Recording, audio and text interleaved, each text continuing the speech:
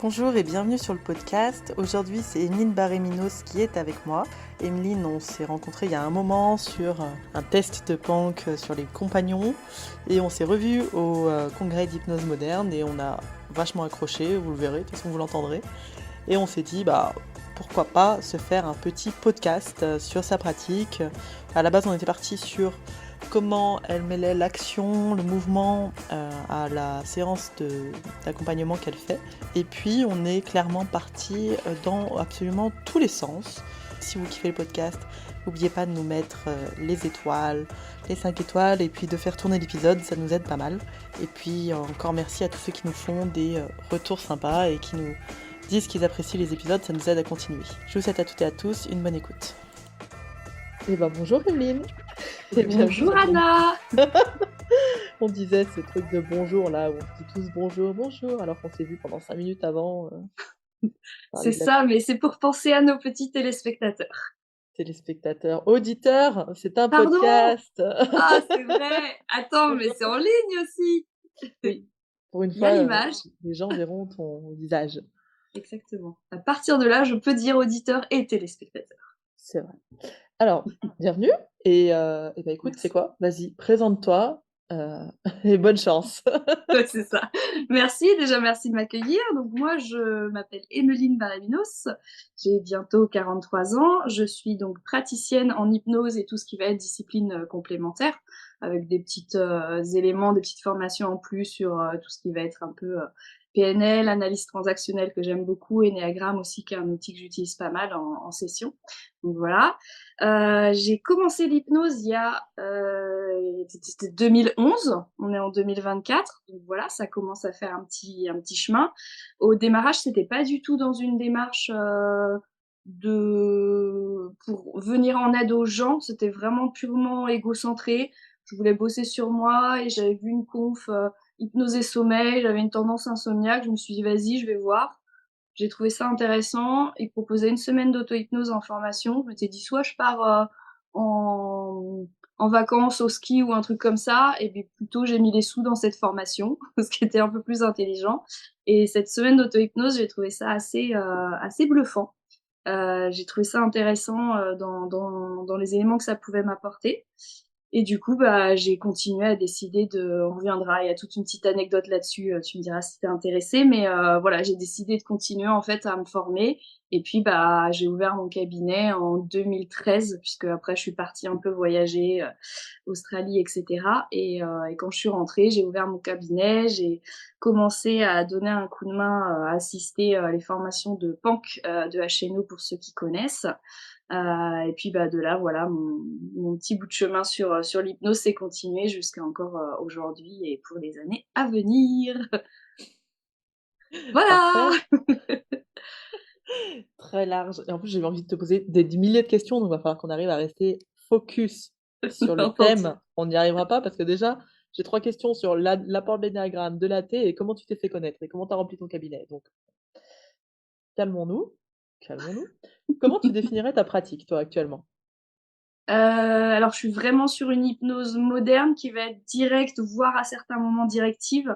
C'est-à-dire que vraiment, il y a cette notion qui est très proactive.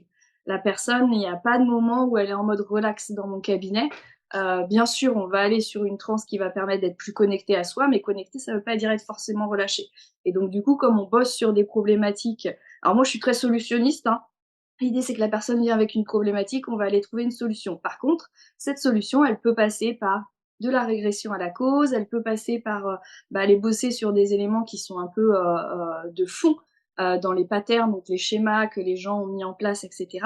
Donc ça va pas forcément être que sur le comportement, mais par contre, ça va être vraiment en mode on veut trouver une solution par rapport à ce qui s'est mis en place, mais pourquoi ça s'est mis en place, il y a des moments où c'est utile. Donc voilà, donc du coup, la personne parle tout du long de la session. Il va y avoir beaucoup d'actions et on viendra sur ce sujet-là puisque je trouve que ce qui est intéressant au fur et à mesure des années, c'est vraiment de mettre du mouvement dans les sessions. Parce qu'on a beau dire aux gens, l'hypnose, vous dormez pas, vous êtes pas en sommeil, vous allez être conscient, vous gardez votre côté logique, analytique, rationnel. on a toujours cette même notion où ils ont l'impression qu'ils vont rien branler. Donc plus on les fait agir physiquement et plus et ben, ça les met un peu au centre de leur thérapie et ça les autonomise. Donc voilà comment je définirais, dans les grandes lignes en tout cas, ma pratique. Est-ce que ça répond à ta Ouais, question? c'est super. Heu, bon, pour ceux qui voient pas, Emeline rigole parce que j'ai commencé à rigoler sur le vocable et j'ai aimé ce vocable un peu direct, tu vois? Oui, OK. désolée, alors oui, je prends pas de pincettes, Non, j'ai mais pas faut une voix de nature, d'éricksonienne, peinture, c'est vraiment donc parce si que je c'est résume, vrai, on le sait nous-mêmes quand on vient en session en tant que, enfin «receveur» client. entre guillemets, on a tendance à pas enfin c'est difficile le changement, c'est difficile de faire bouger des choses, ça demande de l'effort, de l'énergie, on le sait, et donc à partir de là, bah, si on veut faire bouger les gens, faut vraiment qu'on les mette au centre de leur thérapie, quoi. Sinon ils viennent en hypnose parce qu'ils veulent être accompagnés, mais dans le sens, ils veulent un maman ou une papa qui fasse les choses pour eux avec cette baguette magique de: «Ouh, en 3 sessions, on va changer ta vie et tout sera merveilleux». Eh bien non, on ne vous enverra pas du rêve dans ce podcast.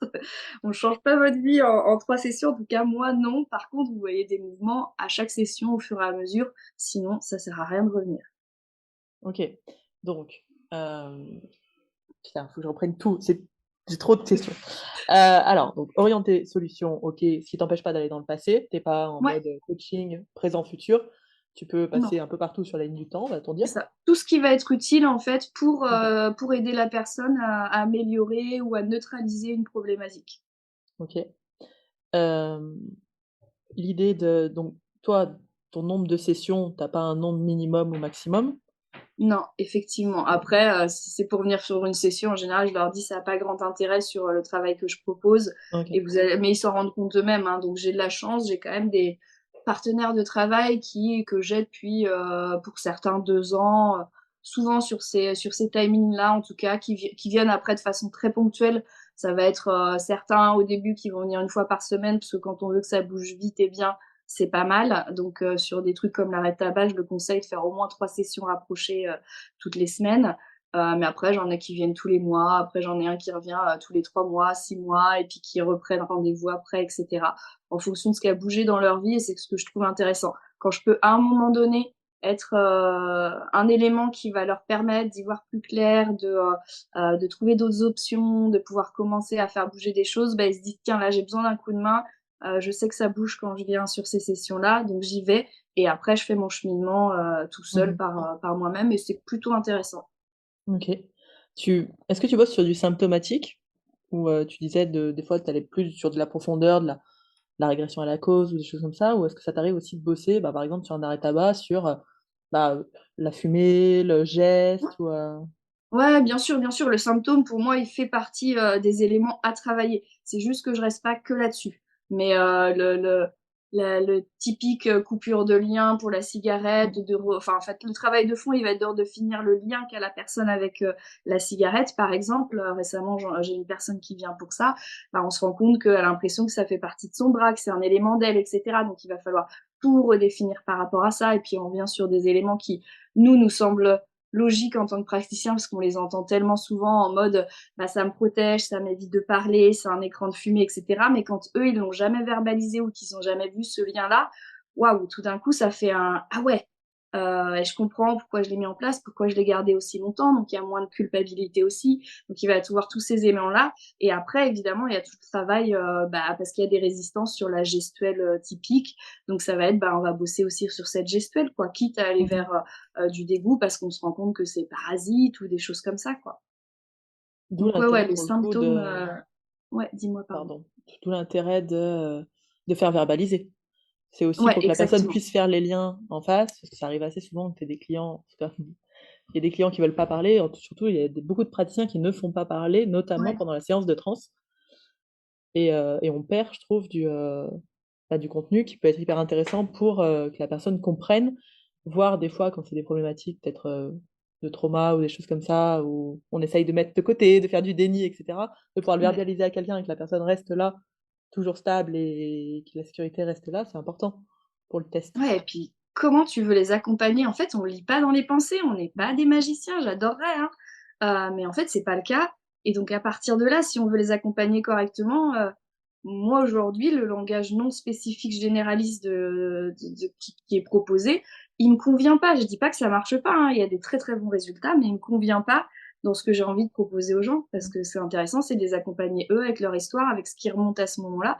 Si on les fait pas parler, qu'on a juste du signaling, qu'on voit une larme qui roule, mais qu'on sait pas ce que ça veut dire, bah, en fait, pour moi, on passe à côté de la session, quoi.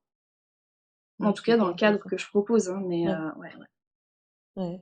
C'est Donc ouais, l'accent, il y a le... les faire parler pour savoir où les emmener et comment les aider à avancer dans ce truc-là. Et pour, comme tu disais, hein, la verbalisation, elle est essentielle parce qu'en fait, la plupart du temps, il y en a plein qui disent ouais, je sais pourquoi je suis venue, je sais déjà, j'ai réfléchi au sujet. Sauf qu'en fait, ils l'ont jamais verbalisé de Mm, façon vraiment posée dans ce cadre du cabinet où ils s'entendent le dire, où ils prennent le temps de le ressentir aussi, de le vivre au travers des émotions, des sensations qui vont émerger, etc. Que ce soit pas juste du mental, mais vraiment imprégné dans ce qu'on va appeler, alors une conscientisation, pas toujours systématiquement, mais en tout cas un peu plus global, on va dire.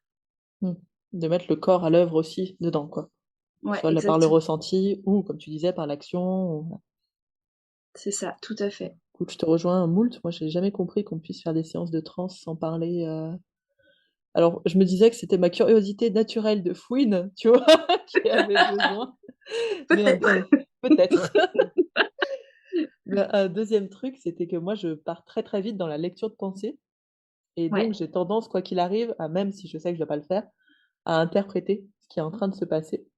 Ça m'est arrivé sur un truc où la personne me parlait de façon très générale, globale, mais une métaphore. Et moi, j'ai fini la session en me disant, cette personne va mourir et il veut se suicider. C'était pas du tout ça le truc. C'était qu'il allait peut-être rompre avec sa femme. oh la vache. T'imagines la lecture de pensée de malade. Et je peux pas m'en empêcher. Enfin, je peux pas empêcher mon cerveau d'essayer de mettre du sens en fait Ouais.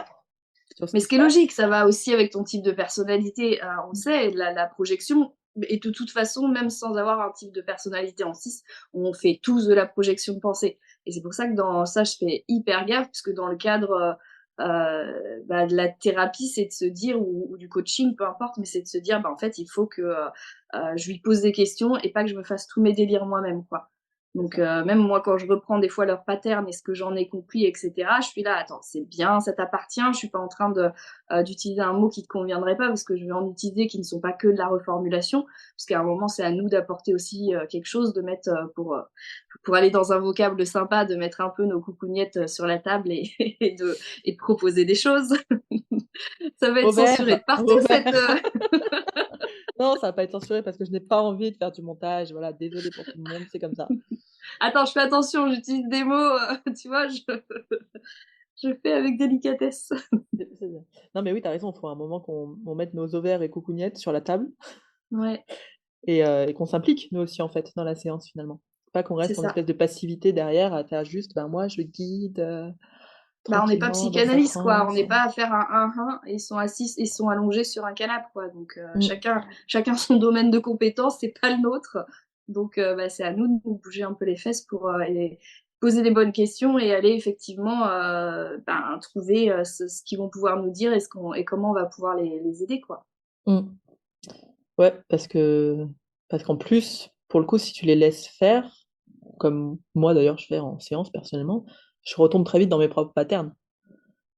C'est-à-dire que je vais aller trouver mes propres solutions, mais dans les patterns déjà existants.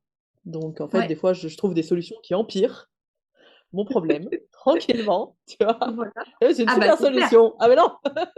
C'est Et clair, si la parce qu'ils personne... viendraient, Oui. ils viennent pas nous voir s'ils ont pas de problème ou s'ils ont réussi à trouver eux-mêmes leur solution. Mm, Donc en fait, à partir du moment où ils viennent nous voir, c'est que bien sûr qu'on n'est pas tout puissant, et loin de là. Par contre, on est là pour leur donner des options, pour leur proposer d'autres chemins. Il y a des moments ça marche, il y a des moments ça marche pas du tout. Tu passes sur autre chose, tu vas les questionner et effectivement, ils arrivent à trouver à ce moment-là une perspective qu'ils n'avaient pas envisagée. Mais dans l'ensemble, on fait une partie du taf et ils font la leur. ouais. Donc tu disais l'action. C'est parce qu'à la base de notre La podcast, c'est base, là-dessus. La base. Recadre-moi de temps en temps. on se Euh, ressent. on se recentre, on respire. Alors, donc l'action, l'importance de l'action. Alors, quand tu dis action, c'est l'action. Parce que moi, tout de suite, ça me fait penser, tu vois, au protocole PNL debout, par exemple. Mhm. au truc où on va bouger le corps, où Ouais. on va bouger dans la séance. Est-ce que tu le vois Mhm. autrement, toi, l'importance du Alors mouvement, de ça en fait l'action? partie évidemment. Après, je t'avoue que par exemple, moi je fais pas énormément se lever mes partenaires. C'est assez rare que je les fasse bouger debout. Ça arrive sur certains moments, mais c'est pas très fréquent. Par contre, je fais beaucoup d'actions au niveau des mains ou du corps. C'est-à-dire, on Ok. va avoir tous les éléments. Bah déjà, première session, il y aura toujours un travail en pré-test, hein, ne serait-ce que pour leur faire comprendre ce qu'est la transe. Et après, j'utilise pas mal la pré-test thérapie, donc du coup, qui est ce principe d'utiliser les pré-tests avec ces sensations, ces éléments au niveau des mains pour pouvoir travailler sur une problématique. Exemple, ben voilà, dans une de tes mains, tu vas mettre cette problématique, elle devient de plus en plus lourde, et après dans l'autre, ça va être ta motivation, elle est bien, on va voir comment ça se passe. Des fois, ça bouge pas, ok, donc qu'est-ce qui se passe, etc. Enfin, en gros, avec ce qui est donné et les suggestions que nous on va proposer, on va mettre le corps en action, que ce soit pas juste le mental. Ça permet à la personne des fois de se dire ah putain mais en fait je comprends pas, ça bouge pas ou c'est hyper lourd et donc du coup ça va leur permettre davantage encore de conscientiser le truc et de l'intégrer mieux en tout cas pour moi et d'être proactif quoi. C'est vraiment cette notion de plus il y a du mouvement et plus ça les oblige à pas aller dans un état un peu végétatif en mode j'ai pas envie de parler, je parle tout doux. Non, non, vas-y, t'es là, tu fais les choses, tu les mets en place, tu vois que tu peux bouger, que t'es toujours euh, au centre de ton travail, t'es actif. Et pour autant, bah, tu t'es quand même connecté à tout ta partie subconsciente, donc imagination, mémoire à long terme, émotions, etc., quoi. Ok. Pour toi, dans les séances qu'on peut voir, alors, je vais dire type ericksonienne, détente, relax, machin, où c'est beaucoup le praticien qui est au centre finalement. Mhm. Donc, alors, à la base, ça devait être une question. Je te l'ai fait comme une affirmation. Est-ce que pour toi,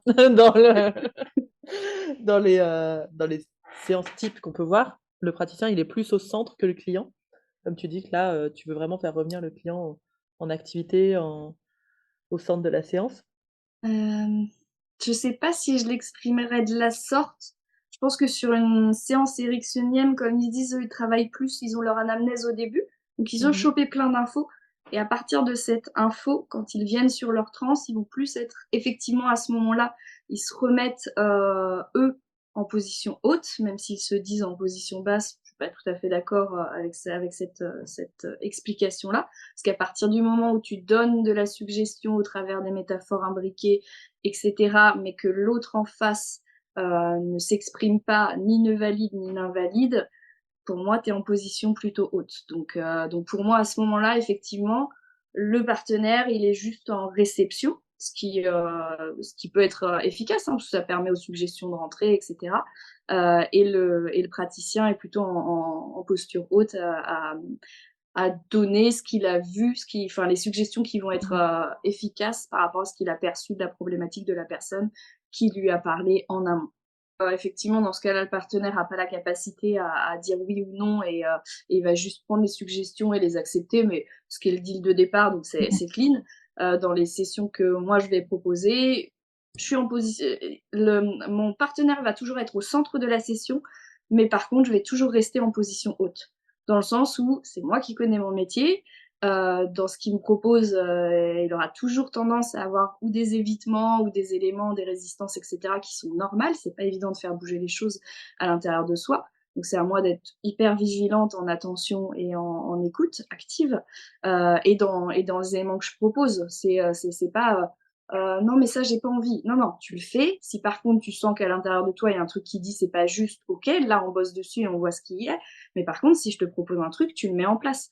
C'est pas à toi de me dire oui ou non, ça me plaît pas. En fait, c'est vas-y, tu bouges tes fesses, t'es venu ici pour dans cet état d'esprit-là. Donc après, si ça fonctionne pas, on voit. Mais c'est pas de j'ai pas envie ou j'ai envie, ça va, tu payes 80 balles ta séance. T'es sûr que t'as vraiment envie de faire que dalle? Non. Donc je garde en fait cette position haute à dire bah là pour le coup, je suis professionnelle dans mon métier, donc que je te propose, tu le mets en place et après on voit ensemble si ça fonctionne ou ça fonctionne pas. Si Là, ça fait du bien, si ça fait pas du bien. tu parles là dans la séance, pas par Ouais, exemple une action que tu demandes en dehors de la séance, c'est un truc dans la séance, j'en sais rien. ouais. va discuter avec Ben, une partie qui a envie de fumer, c'est rien, j'invente. Ah non, j'ai c'est pas trop ça. envie, je l'aime pas. Là, il y a C'est pas. ça, ou c'est ça, ou devient, j'aime beaucoup cette notion de devenir, l'émotion ou la problématique, bah, tu deviens, j'ai de la colère. OK, bah, maintenant tu deviens cette colère. C'est pas juste tu parles à cette colère en dissociant avec elle est en face de toi, c'est tu deviens et je te fais parler: «OK, colère, qu'est-ce qui fait que tu es là? Qu'est-ce que tu branles? À quoi tu sers?» et cetera et vont te faire, il y en a beaucoup à certains moments: «Ah, je suis pas à l'aise avec ça». Ouais, je m'en fous, je que tu sois à l'aise ou pas, en fait, là, c'est le tu fais comme si. Tu fais comme si tu étais la colère, tu rentres dans ce truc-là, parce que l'idée, c'est vraiment de switcher à ce niveau-là d'état émotionnel et d'aller trouver de l'info, quoi. Parce que sinon, on reste toujours sur une même base et c'est ce mouvement qu'on va donner autant au travers de la symbolique que tu mets en place. Les mouvements, ils sont dans la gestuelle, comme on disait, mais aussi au niveau de la place qu'on va prendre à certains moments. OK. Donc 2 questions là-dessus. Heu, question qu'à mon avis les gens vont se poser là, que moi j'ai la réponse, mais enfin j'ai une réponse, mais Ouais. est-ce que tu as pas peur de perdre le lien quand tu es en lead comme ça aussi fort? Et est-ce que ça t'est déjà arrivé, à un moment d'éclater le lien? Alors, qu'est-ce que Alors le définis-moi le lien? l'alliance Comment toi thérapeutique, tu c'est-à-dire le la confiance que la personne a en toi, la sécurité, Ah non, parce que ça va toujours être, si je propose un truc, ça va toujours être dans le sens, ce que je propose, c'est pour la personne, hein. OK. Moi, ça va pas m'aider moi, donc c'est vraiment elle, mais c'est de la remettre en fait, en mode, fuis pas ta problématique, va dans ce que je te propose en même temps. Je suis pas hyper douce, mais je reste quand même un bisounours par rapport à d'autres. Donc, tu vois, je suis pas agressive dans ma façon de dire. Il y a des moments où je peux avoir des petits pics en disant: «Vas-y, te fous pas de ma gueule», et je le dis assez souvent.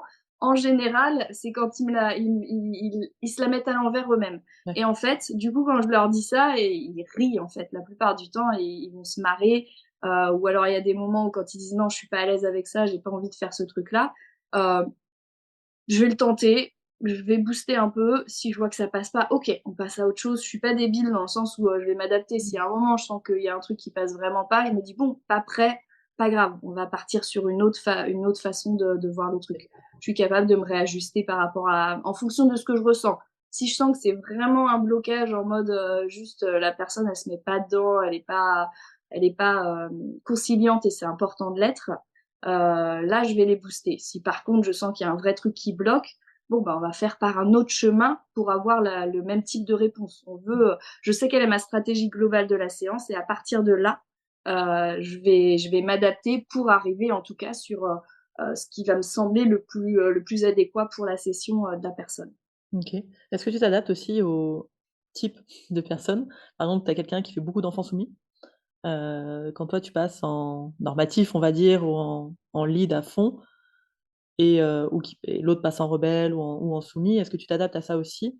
Du genre, bah, tu me donnes moins entre guillemets, alors très gros guillemets, mais d'ordre, tu leads moins pour laisser l'autre, repasser dans un truc adulte ou est-ce que tu prends en compte ça? Alors je le notifie en fait en général. Dans ce cas-là, c'est même pas alors soit je vais jouer avec, mais c'est plus rare. J'ai plutôt tendance à dire: «Regarde, là, dans ta gestuelle, dans ton vocabulaire, dans tout, tu repassé en enfant adapté ou en enfant rebelle. En tout cas, tu t'es remis en posture, par exemple, d'enfant ou tu t'es remis en telle ou telle Mmh posture». mh. Tu es là, pose-toi, on est dans ta session, reviens en adulte et reprends les éléments par rapport à ton adulte qui vient pour travailler ici, quoi. Donc je vais plutôt le recadrer sous cette forme-là. Après, il y a des moments où je vais me servir effectivement de la posture parce que j'aime vraiment bien l'analyse transactionnelle là-dessus, comprendre dans quelle posture, notamment état du moi en tout cas, parents, adultes et enfants, les partenaires sont, comment ils viennent, avec quelle posture, comment ils évoluent en fonction de ce qui est proposé, et cetera. Et je vais m'adapter. Il y a des moments, je passe en parent bienveillant. La plupart du temps, je vais être sur un rôle de parent bienveillant ou parent normatif. De toute façon, c'est souvent un peu des 2 et la plupart du temps, ils sont quand même en posture d'enfant quand ils viennent, hein, en cabinet. Mais il y a des moments où je leur dis: «Là, c'est tellement flagrant, non, non», parce qu'ils vont essayer de me faire prendre les décisions à leur place. Mmh. Ça, c'est très, très fréquent, genre, bah, je sais pas et du coup, bon, il y a des moments, si tu es pas bien centré, tu es en mode: «OK, bah, vas-y, fais ça» et il faut trouver l'espèce de juste milieu qui est pas évident entre je propose parce que c'est mon rôle et à la fois, bah, il faut que tu te sortes les doigts et que tu fasses un peu ton taf, de ton côté, quoi. et donc que tu ailles chercher aussi des réponses à l'intérieur de toi. Mais je suis vraiment, je pense que sur mes sessions, je suis coach, mais coach qui s'intéresse à tous les éléments, qui vont émerger de la session. OK. Mmh, je pense en fait à ma question en même temps. J'en ai trop. Je fais le tri. Pour toi, tu disais quand ils essayent de feinter ou de pas faire quelque chose que tu proposes, tu mets Ouais, ça dans la catégorie évitement, résistance? la plupart du temps, je dirais oui. Ouais, je pense. On fait tellement des évitements, en fait, c'est même pas volontaire, hein, mais c'est que, ils s'endorment eux-mêmes ou alors, ils fuient, ils vont vers un autre truc qu'ils te proposent. C'est là où il faut être capable de dire: OK, ça j'entends, mais en fait, là, on voit bien que c'est pas en rapport direct avec le sujet ou que tu m'as sorti une idée à ce moment-là pour échapper à ce que je viens de te dire». Donc je leur laisse dire ça, quelques secondes et puis, «OK, ça, je m'en branle, on reprend, ma question, c'est ça». Tu vois? Ou même, là, l'autre fois, je l'avais, mais on l'a je pense que tu l'as aussi super souvent, le coup de, ils sont dans leur transe, il y a pas mal d'émotions qui remontent et cetera et c'est, «Est-ce que je pourrais avoir un mouchoir?»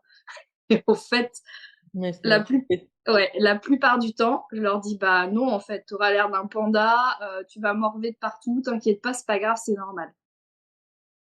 Et en fait, on le voit dès que l'autre fois, la personne insistait, je finis par lui filer un mouchoir, elle se mouche, parce qu'elle en avait partout et en fait, bah, qu'est-ce qui s'est passé? Je lui dis: «Et alors là, ton émotion? Et tu t'es coupé de l'émotion?» Elle me dit: «Bah, ouais». Je dis: «Voilà pourquoi je t'avais dit que le mouchoir, c'est un évitement». Mais c'est bien parce qu'en fait, ça leur permet aussi d'en prendre conscience et de se rendre compte qu'à un moment donné, bah, ils font ces évitements et c'est pas grave.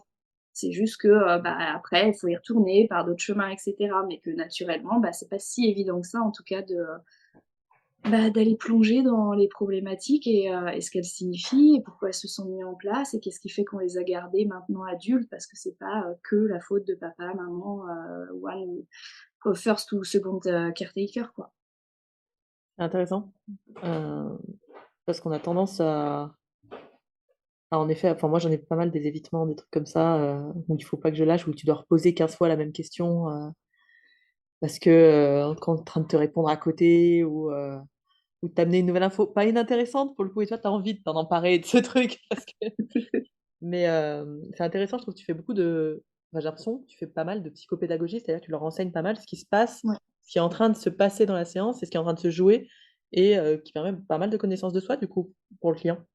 Ouais, c'est vraiment mon cadre de départ que je pose en leur disant: «Bah, voilà, le fameux deal des 50-50 typique d'Hellman, hein. Tu fais 50 du taf, je fais 50 du taf. Tu vas me donner tes émotions, tes sensations, tes pensées, tout ce qui se passe par la tête. Moi, je vais te poser des questions, toi, tu y réponds et cetera» et dans ce deal-là, je leur dis vraiment, moi, il y a plein de moments où je vais dire: «Tiens, regarde, là, tu t'es refermé, là et ton corps, il est parti en arrière, là, il y a un truc qui est, tendu au niveau de tel endroit». Je dis: «Moi, je vais juste te le signaler pour que tu captes et que tu en prennes conscience à ce moment-là». Je dis: «Je sais pas ce que ça veut dire». Ça peut être par rapport à la question que je viens de te poser, ça peut être un truc qui est remonté par rapport à autre chose. Je dis: «Je sais pas ce que ça signifie. Par contre, je te le ferai remarquer pour que toi tu dises: "Ah oui, effectivement"», et comme ça commence à devenir intéressant parce qu'ils peuvent eux-mêmes commencer, et c'est l'idée dans cette notion d'autonomie, hein, s'auto-analyser en tout cas par rapport aux éléments qui peuvent qui arrivent et qui émergent. Donc ouais, la notion psychopédagogique, que ce soit au travers de: «Tiens, regarde, là, tu te mets en position d'enfant, là, ton corps, il a bougé, alors qu'on a dit ça, donc qu'est-ce qui se passe quand je te dis ça? Qu'est-ce qui se passe à l'intérieur?» et cetera. Ça permet en fait de et puis de favoriser ce lien aussi, comme tu parlais du lien, mais c'est vraiment cette notion où nous, notre boulot, c'est d'être, hyper attentif et hyper en écoute de la personne. Donc cette écoute, elle est au travers de toute la gestuelle aussi et tout ce qu'on perçoit au travers du corps. On n'a pas de réponse sur ce que ça signifie, mais par contre, on a: «Tiens, il s'est passé quelque chose». Et ça, pour moi, c'est l'un des gros intérêts de notre taf, c'est de le pointer du doigt, en fait, tout simplement.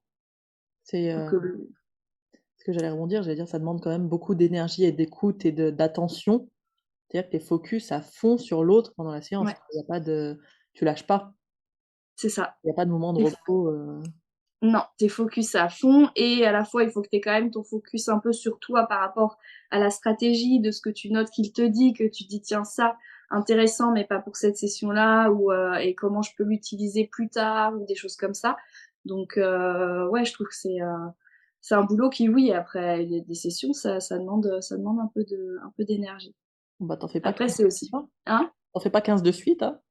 T'en fais pas 15 de suite. Non, mais après, moi, je fais pas partie des praticiennes qui prennent 10 personnes dans la journée. C'est juste, pour moi, pas dans, enfin, en tout cas, de la façon dont je propose les sessions, c'est pas gérable. Peut-être, enfin, je crois que le maximum que je fais en général, c'est 4. Mmh. Peut-être qu'en travaillant à l'aveugle ou typique PNL, tu vois, avec juste de la sumo, du machin et tout, sur un truc hyper sympto, t'as pas la même dépense énergétique. Par contre, quand t'es vraiment en mode accompagnement de la personne, que ce soit en coaching ou en thérapie, ouais, ça demande quand même un peu ouais, un peu d'énergie quand même. Tu Toi, parlais tu moi, fais je fais beaucoup de sessions par quatre d'affilée? 4 maximum, et Ouais, à la quatrième, je suis déjà pas aussi présente qu'à la première. ouais, c'est ça. T'as Je pas crois que la j'ai même fait énergie. 5, le max de ma vie que j'ai essayé 5, la cinquième j'ai fait: «C'est bon, ne payez pas, c'est pas la peine, On la refait la fois d'après. Je ne si suis j'étais pas là, pas, de je toute ne suis façon, pas. non, non, moi ça me fatigue trop, en fait». Donc après je pense qu'il y a des gens qui ont une gestion d'énergie différente, mais je suis Ouais, un peu pareil à être très, très à fond sur très concentrée sur tout ce qui se passe et à essayer de prendre toutes les infos, de rebondir, machin. Il y a un moment, on peut plus, en fait. En termes de c'est ça. concentration, on peut plus. Donc C'est ça. puis ça me C'est saoule en plus. stimulant, c'est stimulant, c'est intéressant, donc Ah c'est à ouais, la ouais. fois nourrissant, hein, c'est sûr, et c'est aussi bien énergivore, quoi. Ah ouais. Mais je préfère comme ça pour le coup, j'avais essayé moi je bossais en coaching de base, on m'avait appris à bosser comme ça. Donc j'avais pas de j'ai été entraînée à bosser comme ça. Mais Attends, redéfinis-moi ça en faisant plein de ah sessions, bah tu ça veux comme dire? en plusieurs sessions, non, en plusieurs Ouais, sessions, mais comme toi, c'est-à-dire très concentré et puis il y a pas de transe, où j'attends que quelque chose se passe. ouais, J'utilise pas les états de transe profonds pour le coup. Et quand on fait de la transe, il y a du blabla, il y a de la discussion, il y a un truc à faire, il y a voilà. Donc parce que sinon moi je m'ennuie très vite et si je m'ennuie, je décroche. J'avais OK. j'avais essayé de travailler comme ça, vraiment type ericksonien, bah, juste après ma formation à Synapse et je m'ennuyais, ferme en fait, juste attendre des mouvements de doigts, je Ouais, c'est ça, c'est peut-être cool, hein, mais ça, enfin, bah, moi je me faisais chier en fait et ouais, je trouvais que je perdais vraiment alors qu'en plus avec mon problème de projection, tu vois, de mes idées sur l'autre, voilà. Mais en plus je perdais en info, donc pour la session d'après, vu que de toute façon je faisais pas du one shot, pour la session d'après, il me manquait des infos, donc enfin il y a plein de trucs qui déconnaient quoi dans le cadre établi, ça n'allait pas. ouais, Mais tester est pas pour moi. Il y a des gens, je pense, qui pas adorent. validé. Pas Ouais, validé, pas validé, mais ça dépend le cadre finalement pour les gens qui font du one ouais, shot et qui vont peut-être utiliser, comme Jonathan il nous racontait, que tu vois, qu'il utilisait pendant 1 an des transes très profondes, type, Scott et compagnie là ouais. et et qui pouvaient laisser, enfin voilà, laisser faire ce qui se passait. Alors pour des trucs très spécifiques qui étaient plus sur de la connaissance de soi, estime de soi, des choses comme ça et pas sur, OK. c'est pas des choses moins symptomatiques pour le coup. On était pas sur de la Alors moi, c'est vrai que les ultras, qu'on dit profondes, parce que c'est compliqué avec le vocabulaire helmanien, transe profonde, c'est la transe somnambulique. Bref, moi j'ai plutôt tendance à appeler les ultras. Je les bosse régulièrement avec certains de mes partenaires, mais ça va plus être sur des problèmes typiquement physio. du Tu style. vois, bah, du style des douleurs chroniques, ça va être sur des besoins de guérison et de choses qui guérissent pas bien, etc. Il va y avoir une partie qui est bossée en somnambulique, donc en classique avec échange de données et d'informations. Mais il va y avoir des moments où je trouve intéressant d'aller justement sur les ultras parce elles sont bien pour justement la réparation cellulaire, retrouver effectivement son état un peu source, etc. Et guérison, on est pas mal sur ces notions-là. Moi, j'avais fait des tests même en étant sur moi-même avec des blessures que j'avais eues et où les chirurgiens avaient dit ah, vous guérissez vraiment vite par rapport à d'habitude, etc. Après, il y a tellement de variables. Est-ce que c'est le fait d'avoir utilisé les profondes pendant 7 jours d'affilée ou est-ce que c'est juste que mon corps guérissait bien? On saura jamais si ça a eu une influence ou pas, mais je trouvais intéressant de l'utiliser en tout cas à certains moments. Mais tu vois, j'utiliserai toujours un temps et je le fais pas durer trop longtemps pour que la personne qui revienne, elle puisse faire du feedback sur ce qu'elle a vécu dans son ultra et on repart sur une notion où on va se servir quand même de ce qu'elle amène pour l'engrammer, l'infuser et puis permettre de l'intégrer davantage, quoi. OK. Ouais, donc du coup, tu récupères quand même l'info de ce qui s'est passé? Ouais, il y a OK, pas de moment où je sais pas, en fait. OK. Ça, c'est vraiment un truc que je refuse. Mmh.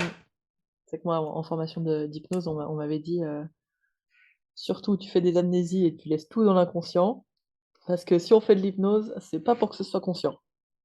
D'accord. Ouais, bah, ouais, mais c'est Et là où il il m'a faut fallu redéfinir, un temps pour démonter ça. Il m'a fallu peut-être 3-4 ans pour ouais, désamorcer après ça. faut pas oublier d'où ça vient, hein. C'était utile à l'époque parce que, l'hypnose était pas bien vue, quoi et qu'on n'était pas censé faire d'hypnose et cetera. Donc l'amnésie, elle était due à ça. C'est pour ça qu'il faut aussi reprendre ces éléments et se dire: «Pourquoi est-ce qu'on l'a mis en place? À quelle période?» et c'est là où le contexte va toujours être important. Si tu recontextualises, tu dis: «Bah, ouais, mais c'était juste parce que l'hypnose, pas bien à l'époque, donc on fait une amnésie, comme ça les gens se rendent même pas compte de ce qui s'est passé et hop, bonjour monsieur, je m'appelle untel, alors qu'en fait, tu as fait ta session. Aujourd'hui, ça n'a plus de sens. Les gens, ils viennent, ils font cette démarche proactive de venir, même si c'est, guidé par des gens ou quoi que ce soit, c'est eux qui viennent dans ton cabinet donc balancer de l'amnésie, ouais, je sais plus, c'est quoi le deal chez les ericksoniens? C'est de dire parce que, comme ça, c'est le subconscient qui gère, il y a pas les résistances du conscient, c'est ça? Ouais, c'est Un tout truc et comme, n'importe quoi de toute façon, ouais. et comme ça, l'autre a oublié que j'ai fait de la merde aussi, ça peut être ça, tu vois? Ou qu'il s'est rien passé ou ça peut être tellement de choses. Parce qu'on peut se Ouais, rattraper ouais. quand on débute, sur des trucs comme ça, de se dire: «Bon, bah, de toute façon, je mettrai une amnésie, et comme ça passe et comme ça va marcher». Puis on te le vend comme ça en école aussi. Ouais.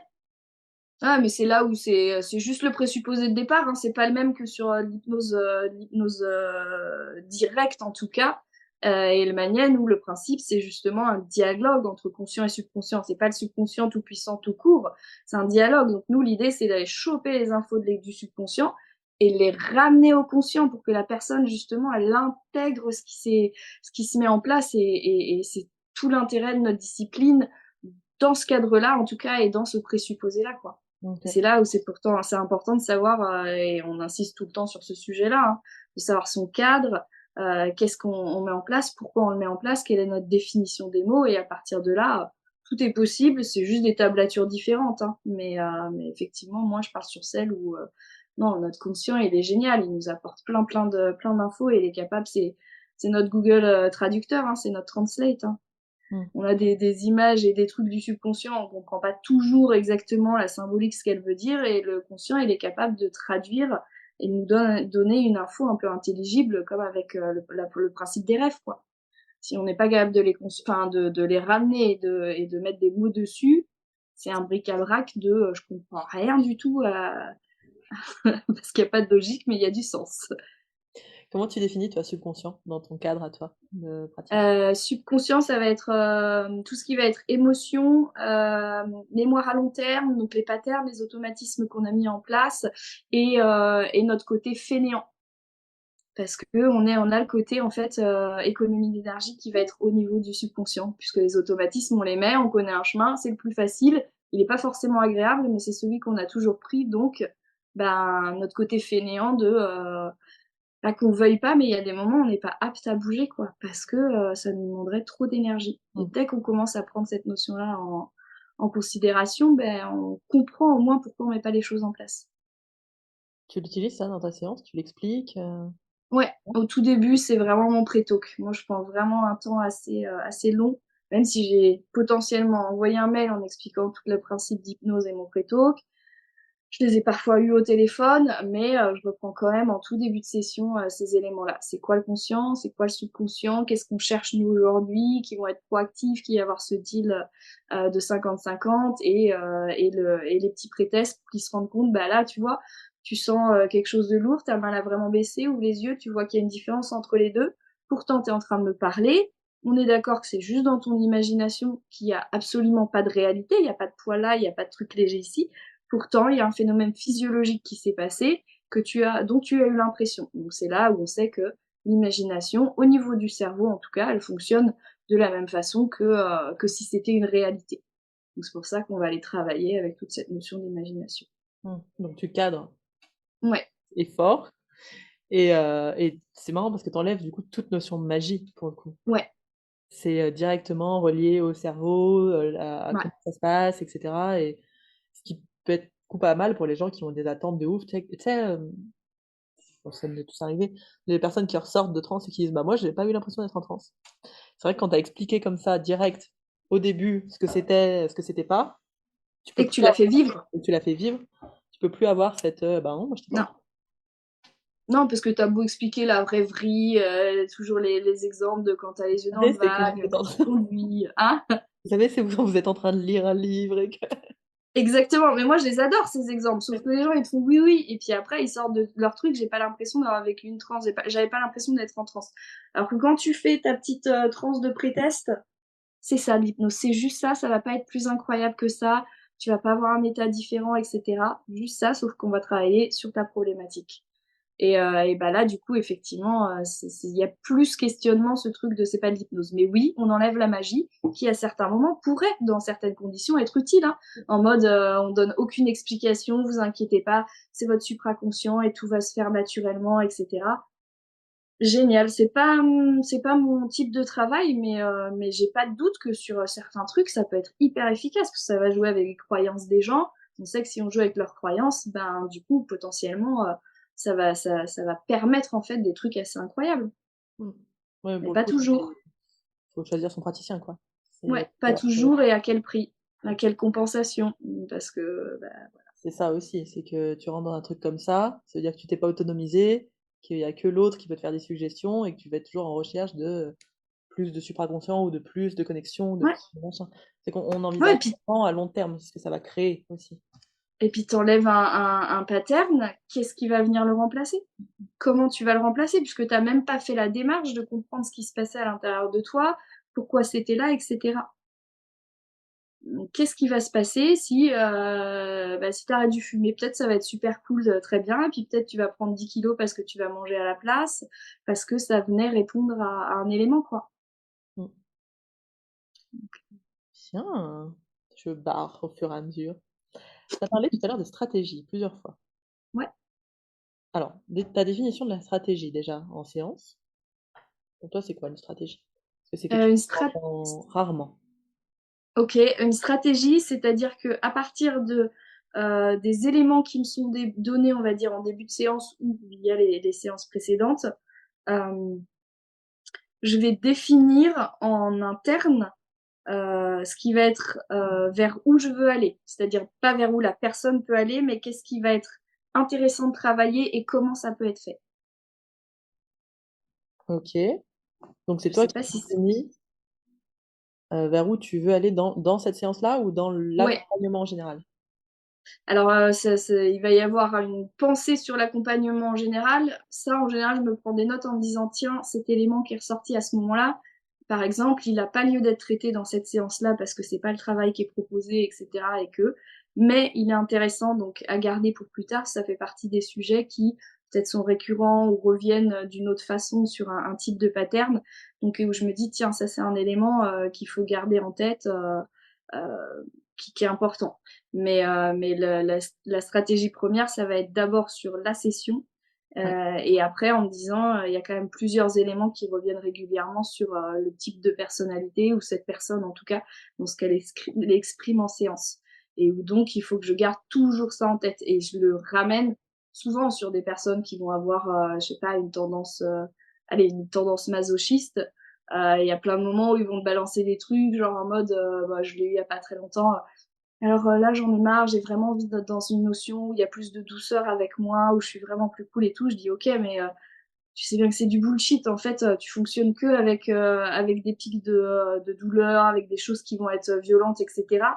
Tu ne sais pas fonctionner autrement. Donc, on peut aller vers plus de douceur, mais ça va pas être doux parce qu'on a déjà vu que, par exemple, la douceur dans ta life et ben, tu es super mal à l'aise, ça crée un mal-être et cetera et que tu es pas bien avec ça. Donc c'est juste comment est-ce que tu peux avoir plutôt la stimulation que tu apportais au travers de la souffrance, de la douleur, de machin truc, comment tu peux avoir cette stimulation sans pour autant que ce soit destructeur? Comment tu peux aller la chercher, la construire sans que ce soit destructeur?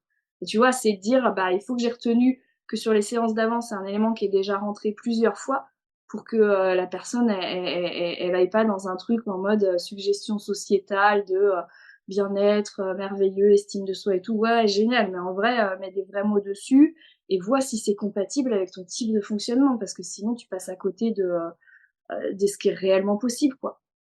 On peut faire un truc, hein, et tu te sens de mieux en mieux à chaque fois que tu feras ça, blablabla, ouais, génial. Sauf que derrière, tu sais que 3 semaines après, ils reviennent en disant: «Je comprends pas, je me suis blessé» ou «Je comprends pas, il s'est passé ça». Ouais, mais c'est normal, c'est pas ton fonctionnement.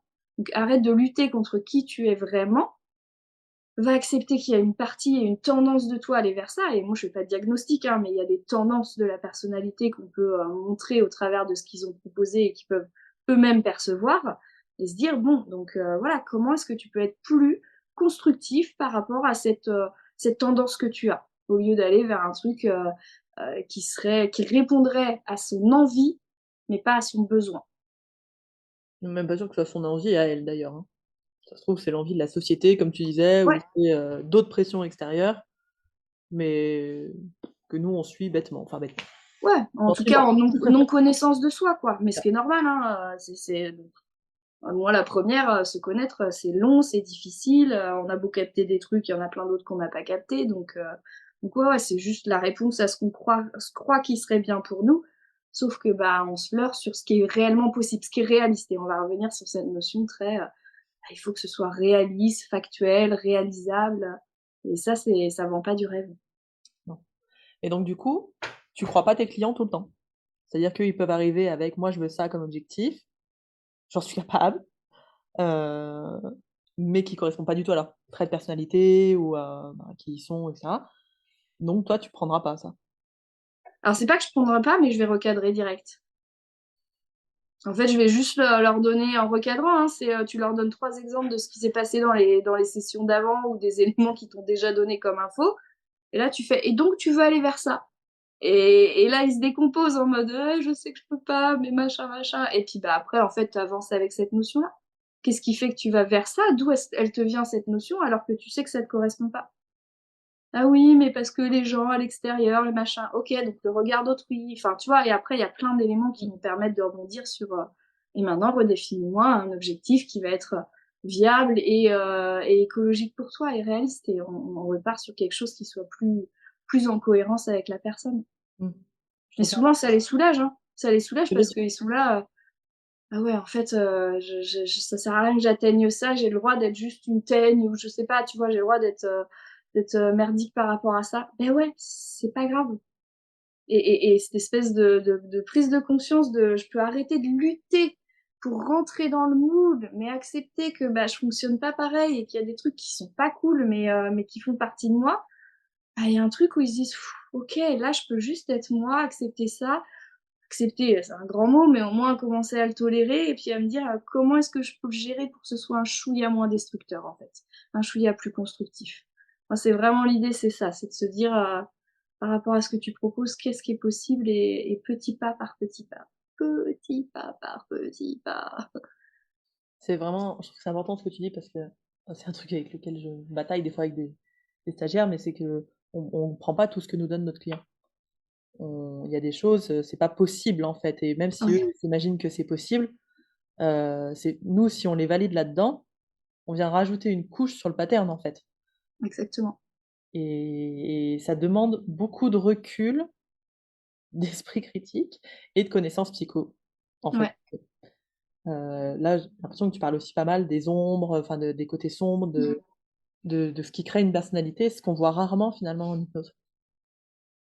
Là, on Ouais, alors c'est peut-être, parce que j'ai non, été oui, avec, mon Pank oui, étant mon mentor voilà, originellement et c'est toujours ça. Alors lui, d'ailleurs. les ombres, Jung et compagnie, Forcément, je crois que les ombres, oui, c'est peut-être un que truc, ouais, mais que j'ai dans pas les mal formations, tapé. on va dire classiques, vraiment on regarde bah, en fait, on s'intéresse pas à la psychologie, pour le coup, Mmh, large ou philo, parce qu'on ouais. sait toujours des notions de philo, mais on va s'intéresser à comment on change et donc bon, bah, quelqu'un arrive avec un problème, bah, d'accord, on va changer et pas forcément Mais moi, je l'adore cette notion-là, je mais vais oui, vers mais elle est comment on super! change. Mais pour comment on change, ben, il faut quand même aller voir qu'il y a des choses qui peuvent pas changer Bah, et qu'il y oui a des choses, où il va falloir y aller, à pas de fourmi, en fait, c'est tout. et puis il y a des Et que choses ça va demander de l'énergie et qu'il faut être prêt à mettre ça en place, tous les jours de ta vie et que ce sera peut-être une lutte, de tous les jours et tous les instants pour réussir à le faire bouger. Il y a peut-être pas de moment où ça va être confortable d'aller dans une direction. Tu peux la choisir, hein, mais que ça sera jamais confortable parce que c'est pas toi. Et why not? Mais assez vite, c'est pour ça qu'on retombe dans nos patterns, quoi. Et c'est pour ça que, ouais, effectivement, bah, leur faire prendre conscience que ça, c'est bien ancré, c'est pas très agréable, mais peut-être, parce qu'ils se disent, bah ok, donc fatalisme, je peux rien faire. Bah si, mais ça va te demander du taf. Mmh. Et il y a des trucs, non, tu peux rien faire. Par contre, tu peux commencer à observer un autre coin, aller dans une autre direction par rapport à ce que tu es au travers de ça. Ce qui peut confronter à l'impuissance un peu, en tant Oh bah, elle qu'accompagnant. revient assez vite celle-là quand même. Assez Ah ça. souvent. Impuissance. OK, Ouais, on s'est ouais, complètement plus éloigné du thème de l'action, mais c'était trop bien. j'avoue, Tu m'as pas j'avoue qu'on a recadré. plutôt déroulé. Ouais, on a déroulé sur, bah, comment tu accompagnais les gens, en fait. Ouais. Sur, bah, c'est sur tes croyances sur l'accompagnement, sur, bah, sur les gens, sur enfin sur nous, sur l'humain, et cetera. Je reviens du coup rapidement à la à l'action. Tu disais Ouais, que pour toi, c'était quelque chose que tu mets en place très, très vite, notamment avec, le pré-test. les pré-tests. Il y a Ouais. d'autres moments où tu utilises l'action, alors peut-être en séance ou hors séance? Est-ce que tu donnes des tâches ou, des choses comme ça? Alors ouais, alors en séance, oui, bah, tout ce qui va être, s'il y a des classiques, submodalités, des coupures de lien, des trucs comme ça, je vais les faire agir. C'est-à-dire, moi, je veux vraiment que tu OK. prennes, la tronçonneuse ou que tu ailles ou que, tu fasses un souffle de feu et tu te transformes en dragon, ce que tu veux. Les sumos, tu vas venir, bouger le truc, le malaxer et cetera pour qu'il y ait vraiment du mouvement, en fait. Je trouve que dans les séances, c'est plus intéressant. Les gens ont l'impression qu'ils remontent un peu, mais en vrai, ils te feront jamais cette remarque ou après ils diront ah, j'ai l'impression que j'étais un peu moins. Et en même temps, bah, en fait, tu le vois bien quoi. Ils font le truc, ils bougent, il y a vraiment des choses qui se passent dans le ressenti. Ils sont capables de percevoir que c'est pas la même sensation. Donc toi, tu sais qu'ils sont quand même dans une bonne hallucination kinesthésique. Donc à partir de là, c'est le truc il est efficace quoi. Donc ça, je trouve intéressant. Donc dès que je peux, en fait, je mets ce type de mouvement. En tout cas, ça s'y prête pas toujours, mais même s'il y a rencontre avec quelqu'un, etc., ben, on va créer du geste, du mouvement avec. Et puis en prescription de tâches, ouais. Moi, j'ai quasiment toujours. Je crois que c'est depuis que j'ai vu Nardone à la Convention de l'Arche, il y a quelques années maintenant. C'était bien. C'était super. C'était en 2017, je crois. Ouais, quelque chose comme ça. J'avais trouvé ça incroyable et ce Incroyable. qu'on disait d'ailleurs avec les gars pendant la convention d'hypnose moderne à Nice, là on disait j'espère que l'Arche ils vont remettre en place leur convention parce Ouais, que c'est elle vraiment était chouette trop quoi. bien. Excellent. Mmh. Et depuis Nardone, ça a été pour ça une vraie révélation. Ben, c'est prescription de tâches quasiment systématiquement. Pas toujours, mais même si c'est des trucs tout cool, hein. C'est-à-dire on va avoir fait un petit ancrage pour revenir dans un état de transe et puis bah tu retravailles sur juste quelques suggestions, tu vois, ne serait-ce que ça par rapport à un élément un peu complexe ou des états émotionnels à gérer, etc. Ne serait-ce que faire de la respiration, revenir dans une zone un peu plus confort, etc. Avec ouais prescription de tâches quasiment systématiquement. En fait, Qui c'est rentre une dans ta façon de stratégie. l'autonomiser, quoi. C'est Ouais. entre les sessions, en fait, tu taffes parce qu'une session, que tu l'aies une fois par semaine, une fois par mois, une fois tous les 3 mois, enfin, il y a un moment, c'est ton quotidien qui va changer la donne, hein. C'est pas ma petite session, la petite session qu'on a ensemble, quoi. Et puis on voit assez rapidement que les gens lâchent entre, enfin, pour le peu, il y a 3 semaines qui passent entre 2 sessions. Ouais. Tu vois très vite que, ils sont plus dedans, quoi. Ils Même ont avec ça, ils disent: «Ah bah, je l'ai oublié, fait pendant, ouais, voilà. 3, 5 jours, une semaine et puis après j'ai arrêté. Ça allait mieux et puis après j'ai arrêté». Pourquoi? C'est Ah, ça. parce que ça allait Pourquoi? mieux. Bah oui, mais j'étais repris dans le feu de l'action. Bah oui, mais en fait, si tu veux bouger ça, moi, je peux pas le faire à ta place. Donc, c'est dingue, hein, parce qu'ils viennent, ils le savent, et pour autant, et c'est pour ça, tranquille, parce que le mouvement, et j'ai trouvé ça génial à la convention Nice. Je crois que c'est Valérie qui nous avait fait l'exercice où tu mets tes pouces comme ça, et genre, tu mets dans le sens où t'es le plus à l'aise, et après, tu refais le truc et tu mets dans un sens où t'es pas à l'aise. Tu vois, dans ton pouce que Mmh. tu laisses d'un côté ou de l'autre. et t'as vraiment une sensation, alors, je sais plus, C'est parce que pas c'était bien. pas exactement comme ça, mais t'es vraiment pas Très bien. confortable. Hein. Ok. Et tu te dis, putain, juste avec cet exercice-là, on se rend compte à quel point une habitude, elle est difficile à changer. Et après, elle nous l'a fait faire plusieurs fois, tu vois. Elle nous dit, ah, vous bougez, puis vous vous remettez dans le sens que vous aimez pas. Et plusieurs fois dans le sens que tu t'aimes pas, et quand tu l'as fait 3, 4 fois, tu te rends compte que bah, c'est moins inconfortable déjà que la première fois que tu l'as fait. Et j'aime bien ce truc-là et je pense que je vais le réutiliser parce que j'ai trouvé ça génial pour, en début de session, leur faire comprendre à quel point un changement, aussi anodin soit-il qu'un pouce qui est dans un sens ou dans l'autre, il est mine de rien impactant. Et aussi notre capacité à s'adapter si on répète. La répétition va faire qu'on a quand même la capacité à faire bouger un peu les choses, quoi. Génial ce truc, j'adore. Ouais, Le c'est tout sport en con, hein, mais direct, j'ai trouvé ça ça marche. super. De toute Ah ouais, façon, on c'est avait sûr. dit que j'étais fan, mais Ah, super. Pour ceux qui sont en audio, vont rien comprendre. c'est Donc, pas faux. Et ben, il faut aller regarder la vidéo. regardez la vidéo. Sinon, c'était les deux mains croisées, en fait, comme si vous vouliez faire les doigts qui se rapprochent, on va dire.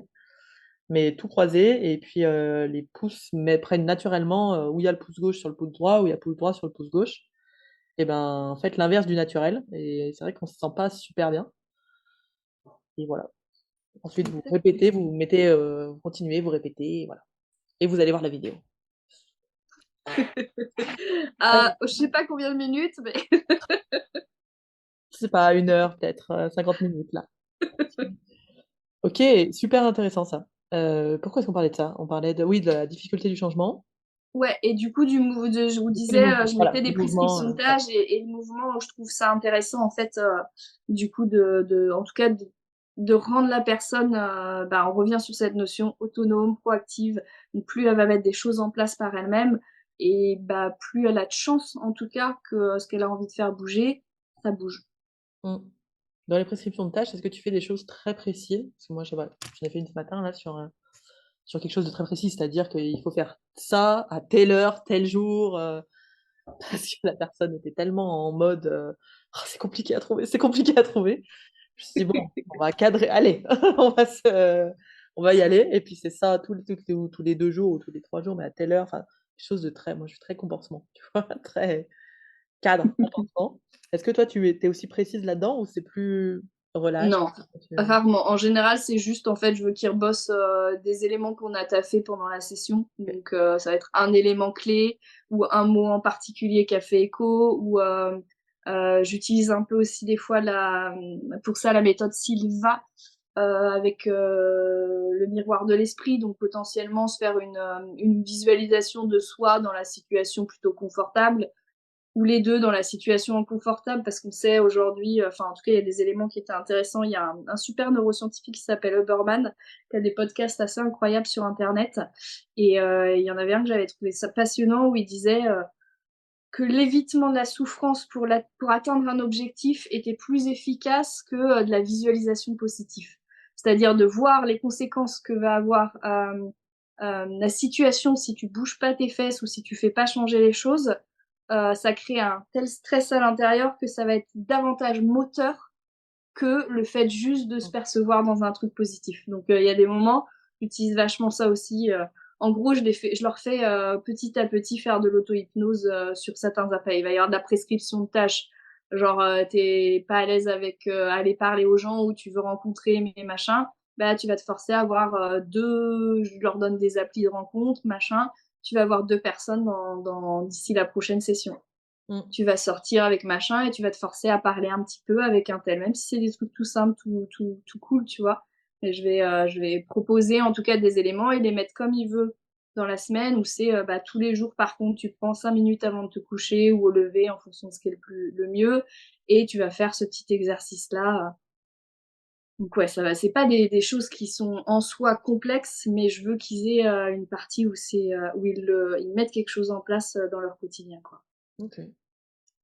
Et quand ils Mais le font. rarement, ouais, rarement hyper précis, quoi. Je crois que je fais pas des trucs qui est génial à la Nardone en mode tu sors, tu tournes sur Énervé. toi-même, tu machines et tout, qui Je fait trouve ça que voilà. Je pense que c'est complexe à faire. Parce que j'avais ouais, vu à Paris après, avec l'Arche encore, il était venu intervenir sur un petit congrès là. Même pas un congrès, ouais, une espèce de masterclass, je sais pas. Et je pense que c'est complexe à faire, que ça demande vraiment une espèce de formation là-dessus parce que toutes les tâches un peu inversées là, Ouais. fais faire ce que tu veux pas faire. Enfin, il y a des trucs, moi je l'ai testé un peu, tu vois, en mode Dunning-Kruger. Ah, c'est génial, je vais faire ça tout le temps. Euh, Tu peux mettre les gens rapidement dans l'échec et ça peut être violent pour eux de se Ouais. rendre compte alors ça dépend pas et pourquoi ils viennent, mais quelqu'un qui a déjà pas confiance en lui, qui ose rien faire et qui quand il essaye, il n'y arrive pas, tu viens juste revalider que t'es qu'une merde, quoi. Donc, ça demande d'aller vraiment, bah, ce que tu dis, en fait, petit, petit, petit, quoi. Ouais. Les tâches que je donne maintenant, elles sont minuscules. Ça peut être qu'une fois par semaine, faire un truc, quoi. Ouais. Et tant pis, enfin, tu vois que la personne cherche, cherche à faire tous les jours, pendant 2 heures. Bah non, fais-le déjà Non, et une fois. ouais.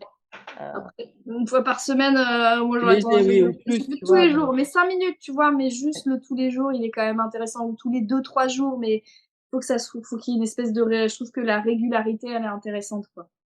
Parce que mm, tu prends le temps de te laver les dents, et ben tu vas prendre 3 minutes pour faire un petit truc pour toi, ouais. pour te permettre d'aller mieux, quoi, dans ces journées qui sont, je le sais, pas extensibles, hein.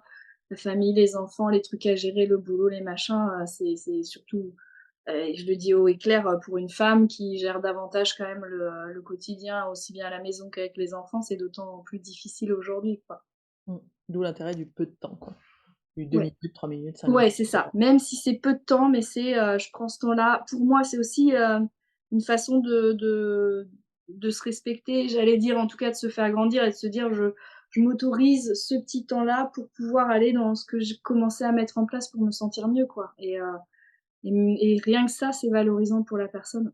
Ok. Comment tu gères quand ils ont rien fait? Parlez-vous. Je peux plus entendre parler de Non, vous. non, parce que sinon je crois que j'aurais plus personne. C'est vrai en Parce plus. que malheureusement, non, Ouais. j'exagère parce que en général, ils bossent un peu quand même, mais la plupart du temps, ils vont pas jusqu'au bout de ce que j'ai demandé ou des choses comme ça, quoi.